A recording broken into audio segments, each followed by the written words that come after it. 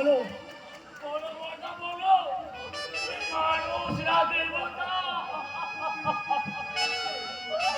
ওই রাক্ষসের খুব বড় বসেছে, তোমার পতিত বড়দা, তোমার জন্য তুমি আমাকে ক্ষমা করো বড়দা।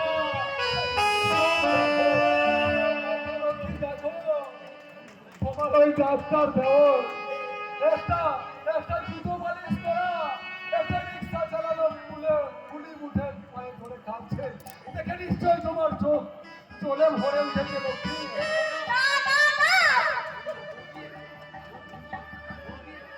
বৌদি, আমাকে ক্ষমা করো বৌদি, তুমি যে শুধু বৌদি নও, তুমি যে আমার মা।